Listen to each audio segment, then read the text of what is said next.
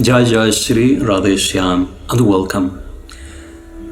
Namaste Gurudevaya Sarvasiddhi Pradayane Sarvamagala Rupaya Sarvananda Vidyayane. Shri Kurma Avatar ki Jai.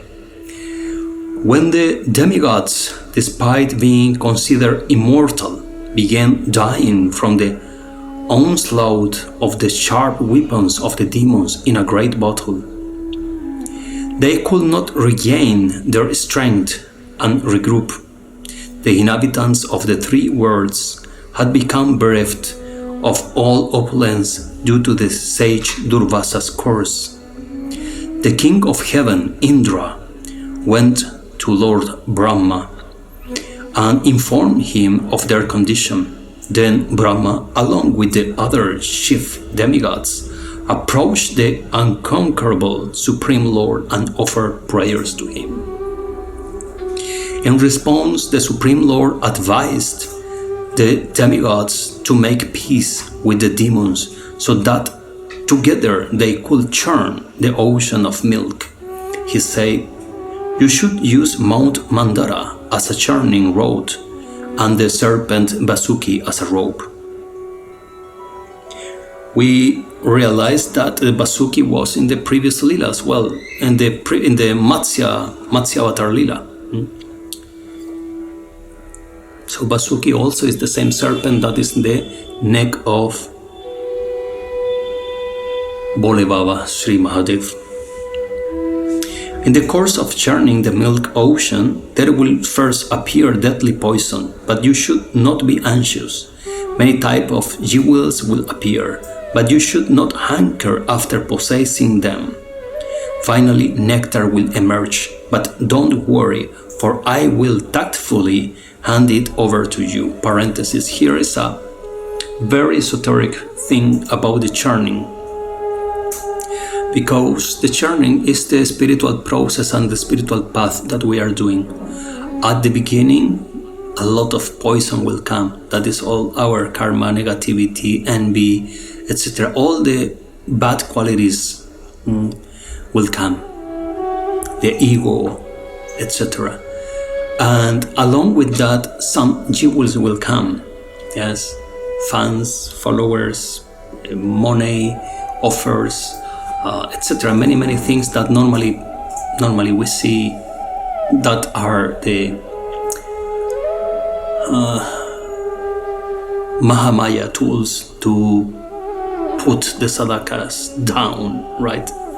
So the same is happening here. This is the archetype, the original archetype of this Mahamaya. So don't be sad and do not be anxious. It will go away. Step by step, all the poison will move away, will clean up. The demigods went to the king of the demons, Bali Maharaj, and made peace with him. Thereafter, the demigods and demons uprooted Mount Mandara. But as they were carrying it to the ocean, they became exhausted. At that time, the Supreme Lord arrived before them. After placing Mount Mandara on the back of Garuda, the Lord arrived at the seashore. The serpent Vasuki agreed to become the churning rope, for he desired a share of the nectar.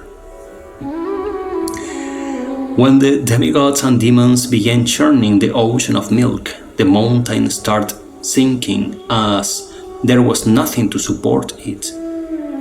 Both the demigods and demons were disappointed to see this, realizing that this impediment was an act of Ganesh. The Supreme Lord smilingly said, "One should worship Ganesh at the beginning of every endeavor. Without his worship, nothing can be accomplished. Therefore, let us worship Ganesh." Sri Ganapataye Namaha, Sri Ganeshaji Namo Namaha. Actually, these instructions are also given by Sri Hari Bhakti Vilas before puja, before arti, meditation, reading, etc. We worship Sri Ganesh. This is for Gaudiyas as well. This was certainly a pastime of the Supreme Lord, The Lord is all-powerful and capable of doing anything, but still, at the commencement of any auspicious activity, it is one's duty to worship Ganapati.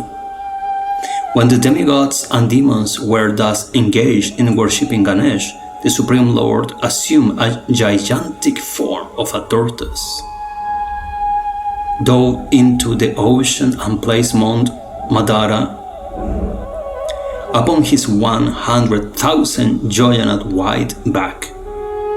Thereafter, the demigods and demons resumed vigorously churning the milk ocean. The churning of Mount Mandara relieved the itching sensation the Lord felt on his back. The Supreme Personality of Godhead, in his form of a tortoise, held Mount Mandara, and in his form of Lord Vishnu, he and the demigods churned the ocean of milk, and yet he assumed still another form which pressed the mountain from its top so that it would not fall into the ocean.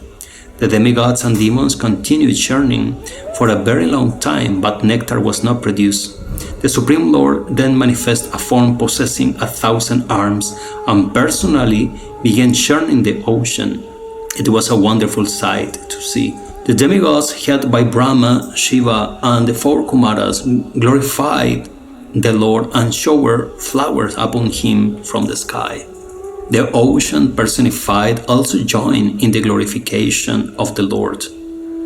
Then a deadly poison was produced from the churning, and it began burning the three worlds. This poison was presented to Mahadev, the worshipable Lord of the demigods. Next, many jewels appeared from the ocean of milk. Next appeared a Suravi cow, which was offered as a gift to the sages. A powerful horse named Ushaishrava appeared, and it was taken by the demons. Later on, a gigantic elephant was produced and was given to the king of the demigods, Indra. There appeared a Kaustuba jewel, which the Supreme Lord personally accepted and placed around his neck. A desire tree appeared and went directly to the heavenly planets.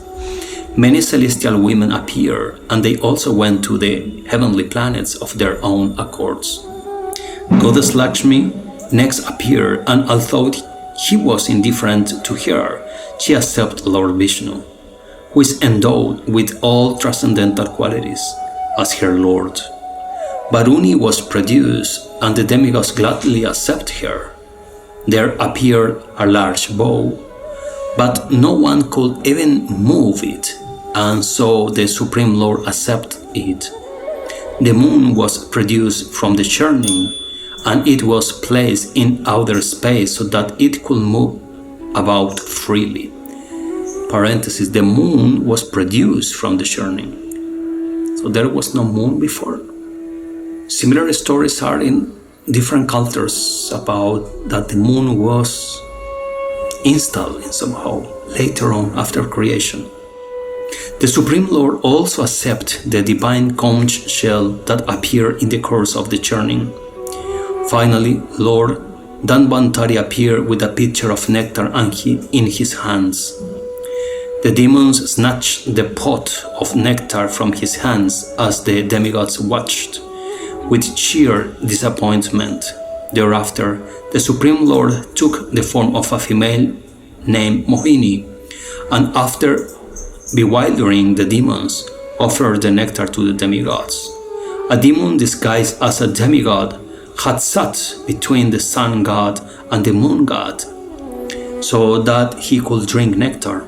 As he was about to swallow the nectar, the sun god and moon god disclosed his true identity.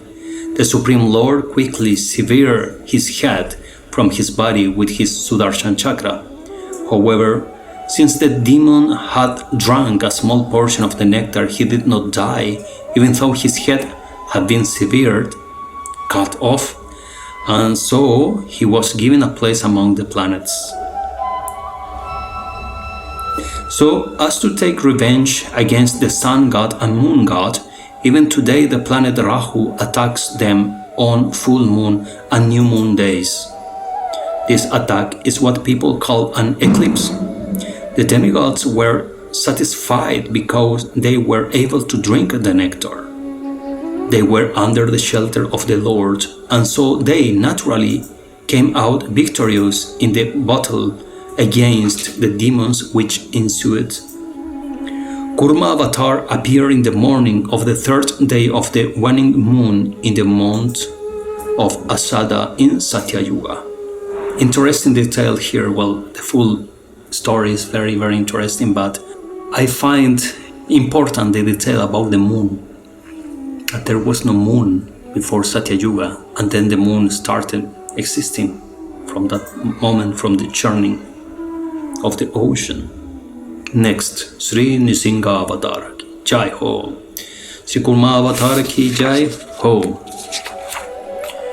Avira Ramana ki Jai, Jai Nitai Jai Gaur, Jai Jai Sri Radhe Shyam.